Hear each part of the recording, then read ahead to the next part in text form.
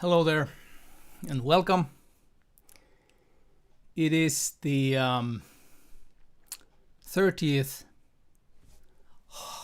30th episode of my weekly Wednesday live broadcasts. 30th episode. Doing this since last spring. Hi everyone. Glad that you're here.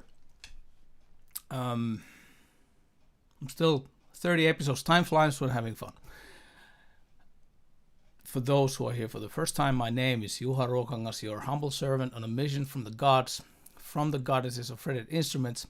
I'm happy that you're here doing this with me. Thank you, my fellow travelers in time. I can see that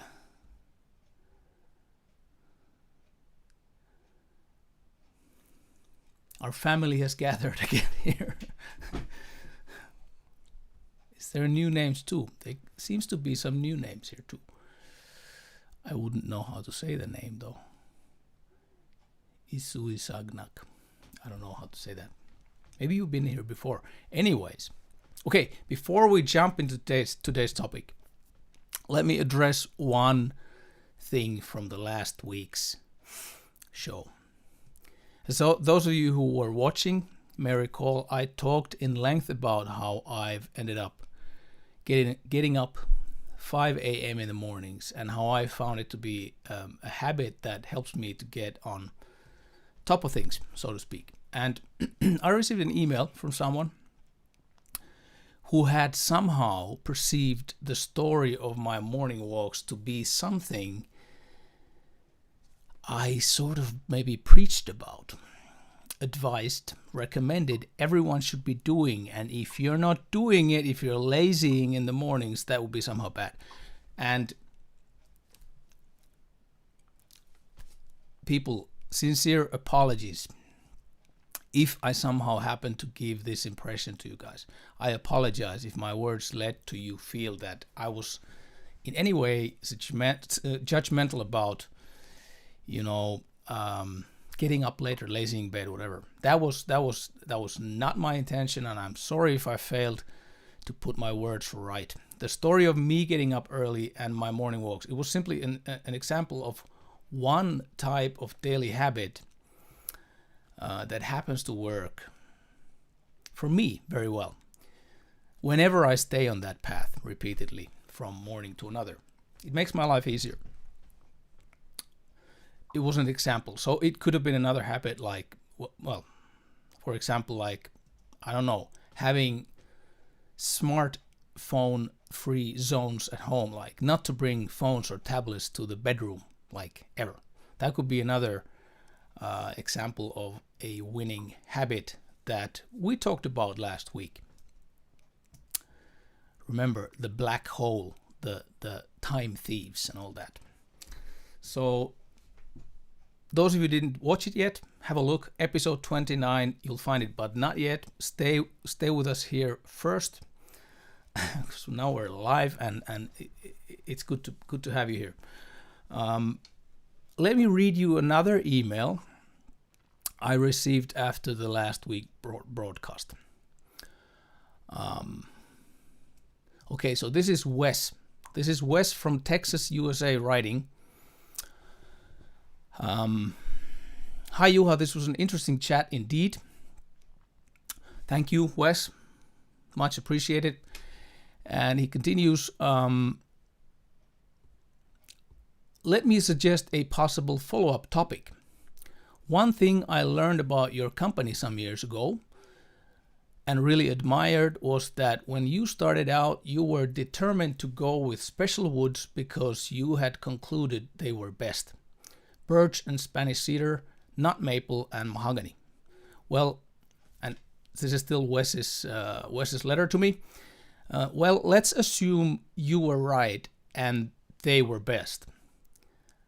Your enormous challenge was then to persuade a market that didn't know what you did and most certainly did not agree with. I imagine you must have dreaded having to make the case to people who just weren't going to believe it. you must have known circa 1996 that they would just shrug and ignore and forget about it. So how did you get past that hurdle? This is still Wes continuing. So how did you get past that hurdle? Because clearly you did. And I bet I'm not the only one who's interested in the process you used if it turns out to apply to other similar areas, meaning areas where we want something to happen. We know it's a good idea, but we cannot do it alone. It requires persuading other people, skeptical people who really do not know it's a good idea at all.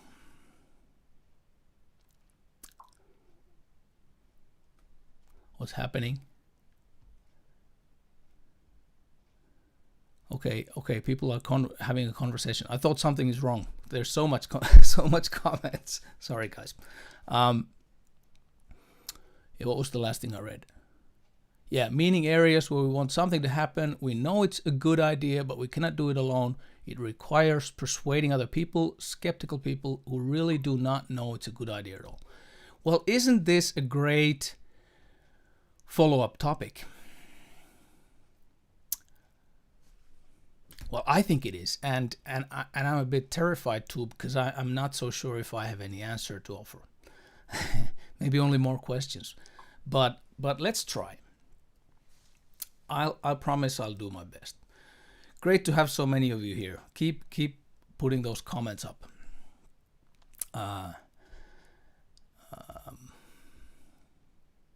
Yeah. I'll do my best to address this. I think it's a pretty exciting idea. So that's where I came up with the title saying, I have a great idea, how to convince the world. How to convince the world of my great idea. When I think it's great, nobody else even knows about it.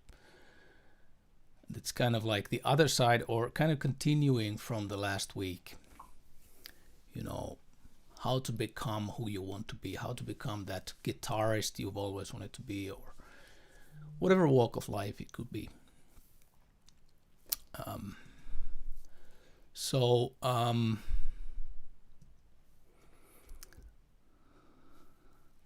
Let me see my notes. Sorry, I'm a bit confused today.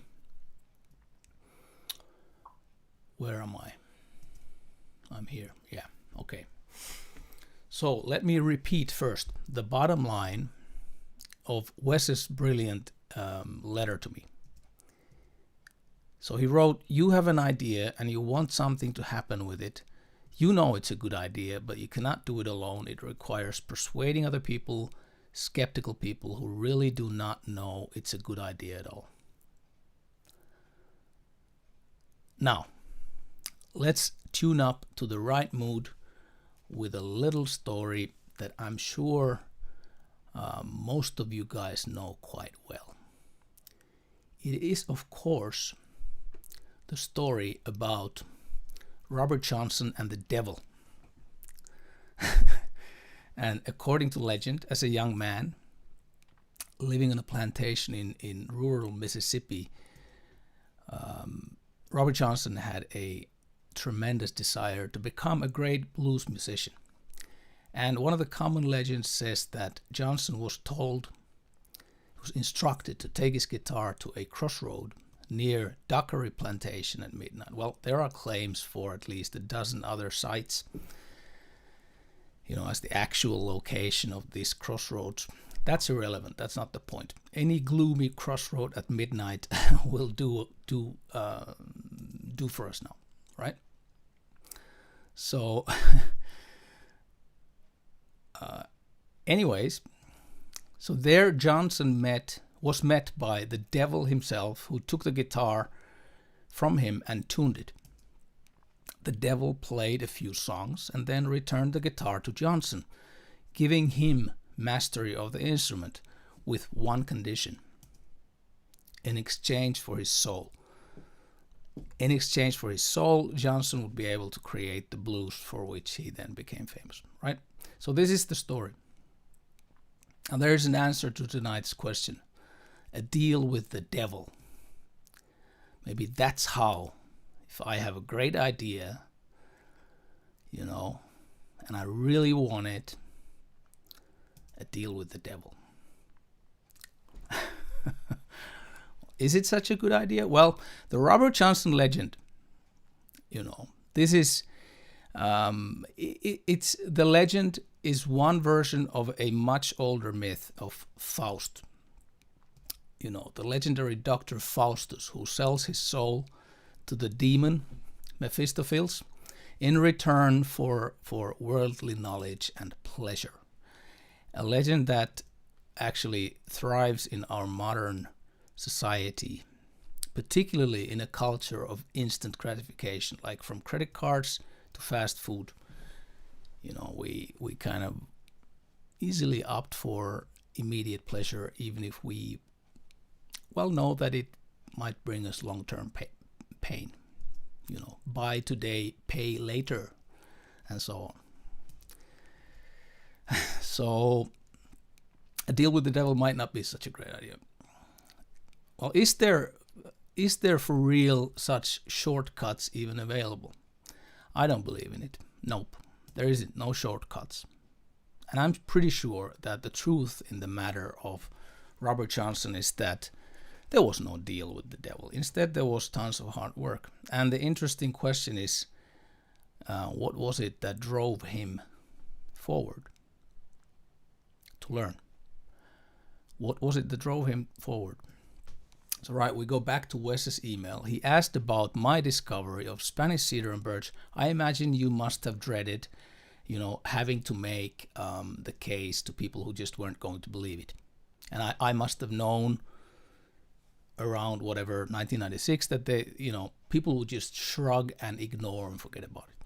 So how did I get past that hurdle? Well, let's go back in time to year 1996. And yes, I had discovered Spanish cedar some years earlier already, 1993 or 4, apprenticing for this classical guitar maker in Finland, Kauko Liikanen. And soon I would discover the Finnish birch, a wood species to match the Spanish cedar in my mind.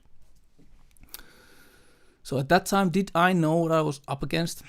Taking on the task to offer this combination of wood for electric guitarists of the world. Did I know it? No. Was I aware of how hard the world would resist the change? No, I was not aware of it. I mean, mahogany and maple, they had already won the game, like decades earlier. And yet, there I was, trying to barge in, claiming, listen guys, I have something that I believe is even better. So, again, going to Wes's question, did I have a clear plan how to win the world over? A process? A recipe? How to do it? No, I did not have any plan of the kind. And yet, even though I did not know it at the time when I was stumbling my way through, or, through, under the various hurdles, in the hindsight, one could still say, yes, actually there is a process that was all those years and it still is ongoing. A technique to make it, a technique to break through, a technique that can indeed be applied to similar areas. For sure, there is a technique and I'm going to share it with you today. But before I reveal this big secret, let's discuss about wanting something to happen in your life. What made me desire for this career as a guitar maker so much? What made Robert Johnson desire for that, that he would become that guitarist that he became? What was it that fueled me? Well, the answer is that I was 24 years old at the time. And I was determined as hell to make a career as a guitar maker because I had fallen in love head over heels with guitars. that is, and with music. Or to be more precise, I'm going to use a metaphor here a little bit, referring to my earlier story. I had arrived to a crossroad connecting music and guitars. And I felt I had found my calling at that very crossroad. The connecting junction between music and the human being making music. So if we think of this in terms of the Robert Johnson myth, then I wasn't standing there in the role of Johnson, but rather to kick the devil down from his throne and take his place. Come to me and I'll tune up your guitars. You know. Okay, enough with devil metaphors. That was a joke. Instead, let's watch a short video clip to recalibrate ourselves and, you know, put that devil stuff behind us and hear it from someone who knows and who tells us the truth. Oh, I still have the Johnson picture here. Sorry, that was there for a long time. Let's watch this video.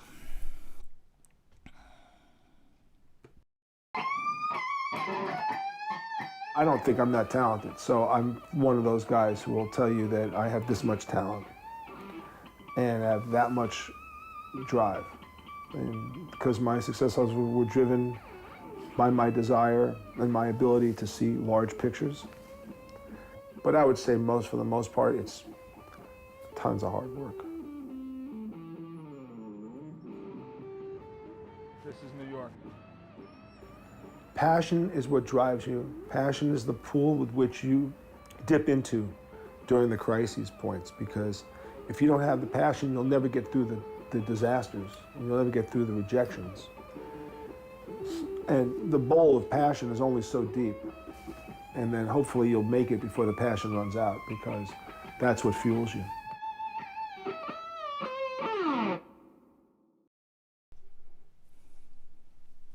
Well, that said it all, so bye-bye, see you next week. No. Sorry. Okay, this was my dear friend John French, JJ French as he's better known, co-founder, guitarist of Twisted Sister. This was a clip from an interview we did years ago on Manhattan at JJ's home. You can find the whole interview on our channel. Thank you, JJ, for the wise words. There was actually so much in those 50 seconds of material. You know, JJ talked about talent that brings you only so far, and that the rest of it is simply tons of hard work. And finally, you know, that it is the passion that drives you. That's what takes you past the hurdles. That's what takes you, the passion that drives you. Sure, you know, I had a lot of plans and processes that helped me eventually to convince the world, or well, a little niche, little part of the world, about maybe about the size big enough to bring us food to the table, you know, with my guitars. But the driving force was really the passion, the calling. It was my thing. It was something I really wanted to do. I really wanted it in my life so bad that for me there was no option, there was no question. It just was unyielding in a way. And I have given it my best shot 1,000,000 times, you know. And sometimes the shots, the strategies, the plans, the recipes, they failed, while other times, you know, they've taken us a nudge forward, a click, 2 clicks forward. In other words, in JJ's word, the bowl of passion, tons of hard work. A big bowl of passion, I would say, because you need a big bowl of passion to get through, you know, all those hardships and cross the hurdles, because it's so much work. And at the end of the day, it's about the ability of learning from your own failures. That's the recipe. Big pull of passion, tons of hard work, learning from your own failures. It's a recipe to not give up. But this is not yet quite the secret that we are going to talk about. So we're going to dig a bit deeper in that. So stick with me. There's coming more. The concrete, adaptable part. I mean, I think this is still telling someone that, you need that big bowl of passion, tons of hard work, learning from your failures. It's good. It's like a good punchline, but can you learn from that, or can you kind of adapt your life into that? I think it's not enough. We need to dig deeper to that. So let's do that in a while. First, there would be so many examples, so many stories to tell about how I have, invested my time and my effort to some project that I believed would take us further, to only notice afterwards that I lost money and gained seemingly nothing, except that I learned one more way how not to do it, one more way that didn't work. And at those moments, the question is whether, this is important, at those moments, the question is really whether I will start blaming others around me for that failure. Or do I have it in me?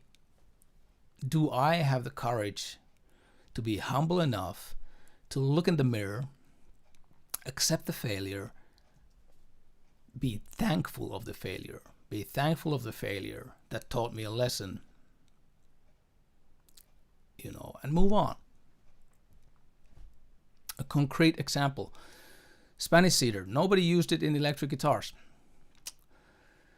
When I fell in love with it, I knew of one guitar that a colleague of mine, Juha Lottonen in Finland, had made. A Les Paul replica of Spanish cedar. He had made one. I asked him about it, and he said, yeah, he has made one, and it worked great, but very difficult to sell.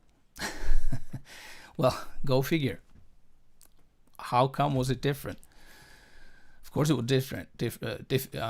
difficult. How come was it difficult? Of course it was difficult. So what did I do? Well, I was determined. I really thought that tone wood just was something special, and it was unlike anything I had experienced. Given my substantial experience studying lutherie for a few years and having just started my company. Okay, I was not very experienced, but I still had kind of a feeling about the wood. I believed in it. Whether it was the best, whether it was not the best, for me it was the best. And what did I do? I made 3 guitars out of Spanish cedar, 3 Duke guitars. I think I showed you a picture of those in another video earlier on, some video. Maybe it was some reflections back, something in relation to our 25th anniversary celebration. Well, anyways, all these 3 guitars, they were all killer guitars, I felt. I took the guitars around, one player at a time, maybe before a gig, maybe after a gig. And I would say maybe, give or take, 9 times out of 10, no reaction. And out of those rare occasions when there was a reaction, an impact, the player and the instrument colliding, some kind of new energy being generated in that moment of collision. Out of those rare occasions, 9 out of 10 fell apart when I told it was Spanish cedar, not mahogany. People changed their mind. Oh, I'm not so sure it's so great. the early days for me. But here comes the thing. Every once in a while, maybe one collision, one occasion out of 100, maybe less than that. I don't have statistics of it, but maybe one occasion out of 100, the impact, the energy at that crossroad where the player and the instrument connected, the impact was so strong that it crept into the player's dreams at night. And in those very rare occasions, I would make a sale. Okay. And these crossroads, my path as a human being and my guitar's path crossing someone else's path. One player at a time, one guitar show at a time, one magazine review at a time, one website view at a time, one social media comment or post at a time, one YouTube video viewer at a time. A slow and tedious process that started 25 plus years ago and is still ongoing. One weekly Wednesday live viewer at a time. That's what I'm here for. Come to me, I will tune up your guitars. Now, before I reveal the secret that Wes and hopefully others have been waiting to hear, let's watch another little video clip that is quite fitting to what follows after that. Okay?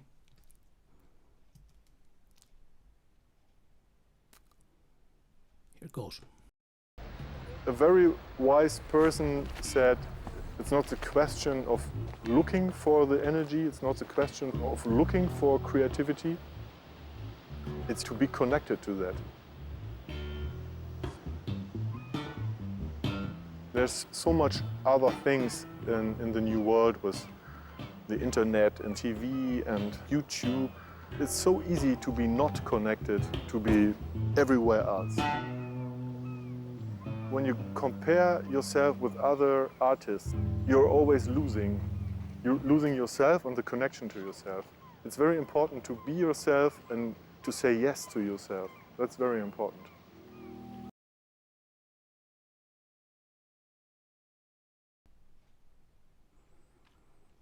This was my dear friend Markus Setzer from Hamburg.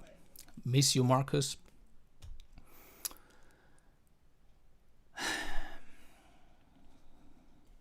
What a great guy.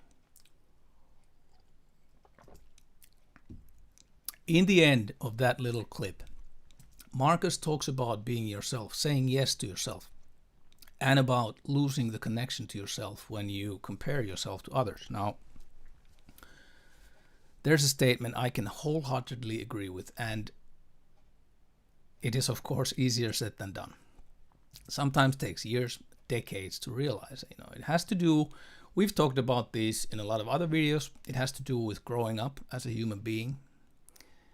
And, while you continue to be humble,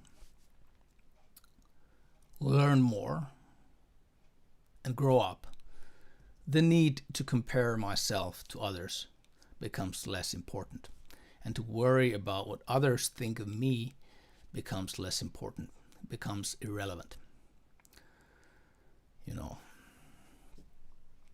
So, my dear friends, my time-traveling companions, here comes the secret that I think Wes was hoping to hear when he asked me that question. How did I overcome? What was the technique, the process that could be applied to other similar areas? So pay attention. Pay attention. Those countless crossroads, meeting a person here, meeting a person there, sending a guitar to that dealer, or talking to this journalist, or preparing to a guitar show in Finland, in Sweden, in Belgium, in Germany, in Spain, in Japan, USA, Canada, wherever. Meeting more people, one human being at a time. A lot of crossroads. At all those hundreds of shows around the world, every single collision, every single crossroad, I was learning. Every single crossroad taught me something. where my path collided with another human being, I was learning. What was I learning? I was learning many things. I was learning every time something about my guitars. A positive, a negative, an improvement, whatever, a million cues, either spoken or non-spoken, between the lines, in an emotional expression or wherever. I learned about my guitars. I learned about my basses. I learned my instruments, my work. And at every crossroad, I was learning something about that other human being. Different ways to communicate, different cultures, different personalities. But most of all, I was learning every time something new about myself.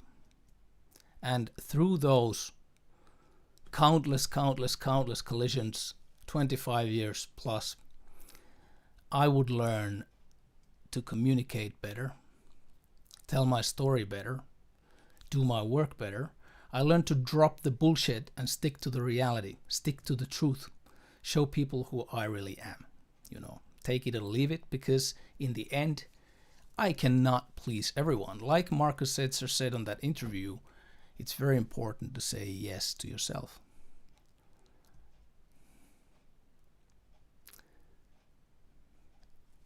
And it's the hardest thing.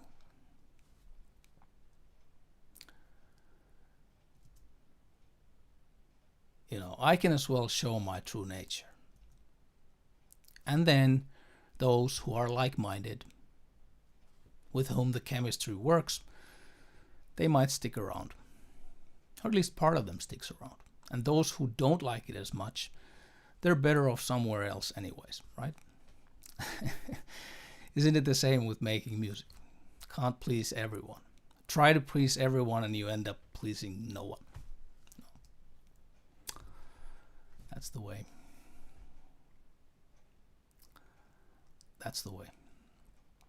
So I'm summarizing that big secret. Let life teach you. If possible, put your wanting and your arrogant self aside and let life teach you. In the beginning, thinking of my path, and like I said, endless amount of crossroads, endless amounts of collisions, impacts with other human beings. In the beginning, the percentage of successes was very bad. It was very low. Maybe one occasion out of 100, probably much worse. But in time, the rating has become a bit better than 1 out of 100. And it's not a coincidence. It's because I've learned and I've become better. And I still wouldn't say that I have convinced the world. I have a great idea how to convince the world. I wouldn't say I've convinced the world, but I found my place in it. And maybe even more importantly, I found my family. I found my tribe, to which I count you in too. So that's it. And this episode was a little bit shorter. I knew it's going to be a bit shorter, but I think it was better that way. I would have had maybe 1 or 2 other things to talk about, but I tried to streamline it a little bit to keep to the just keep the best stuff in there. Okay. Before we go, let me browse through the comments shortly. So much people. That's really great. I'm so grateful.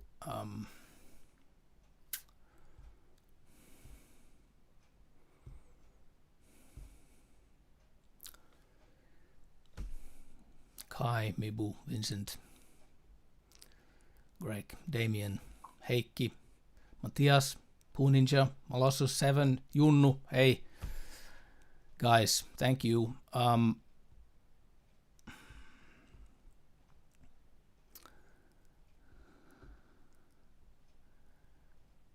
there was someone, Christian Hain, you have an important question. I wish all the best for you in your difficult spot. Really, I wish you all the best.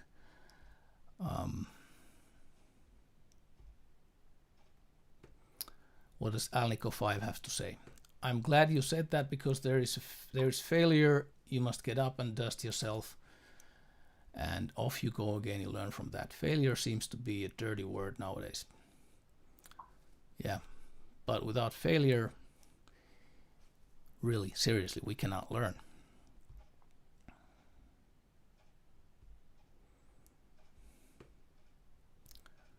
Damien says, I never lose. I either win or have learned something I didn't know before. A good phrase for your topic you talk about. Very good phrase. Very good phrase. Very good phrase. Poo Ninja says, stay true to yourself while not denying the reality of your situation versus someone else's reality. Spot on. Guys, you're with me here. Yeah, Mibu, if you believe in what you're doing, there's no way not to find your way. Yeah, that's right. It will come to you. You just follow your path. Stay true to yourself. It will come to you. Just don't give up. Yeah, and here comes the Edison line. Edison said he learned 10,000 ways not to make a life. I thought it was 6,000 ways, but maybe it was 10,000. It tends to grow bigger number every time I read it from somewhere. 10,000 ways not to make a light bulb before he learned how to make one work. Yeah, he found a lot of ways how not to do it before he found the right way. That's right. So, Molossus 7, will you share the specs of Matias Kupianen's guitar? I will, definitely, I will. We will talk about that on another time. I'm hoping when these guitars get ready that we could do an interview with Matias, so let's make that work, right? That sounds like a plan, right? Matias invited to my show and we'll talk about the guitars. I think that could be fun. But that's another day, another story. And ladies and gentlemen, dudes and dudettes, that's a wrap. Extra special thanks to Wes. I hope this video really, offered at least some sort of an insight, an answer, maybe. I hope. I'm sure I will hear from you via email later on. I hope I offered some sort of an answer to your excellent question. A lot of comments on the live chat. I hope to see more comments, brainstorming ideas, flowing into the comments below afterwards, too, after the fact of the live stream. And next week, there won't most likely be a live stream, but worry not. Instead, there will be a video premiere published the same day, same time. On Wednesday, a new episode to our Zen and the Art of Guitar Maintenance series. So stay tuned on that one. And we'll see here live again in a couple of weeks. If you know someone who might find this video worth watching, beneficial, helpful, please share to that person. You know the drill. Like, subscribe, bells and whistles. This video was a live stream on YouTube, and it will soon enough be available as a podcast on Spotify, Apple Music, Google Podcasts, Amazon Music, many other platforms. So pick your favorite if you want to prefer to listen it the audio track on Spotify. And people, take care now. Look after your loved ones. Thank you, every single one of you, for your support. Peace, love, and good music. Ciao.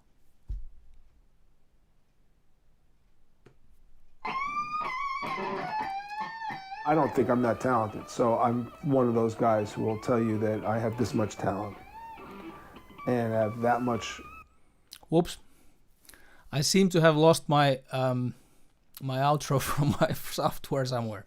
So no outro this time, no ending music other than JJ's few bars there. But see you next time. Ciao.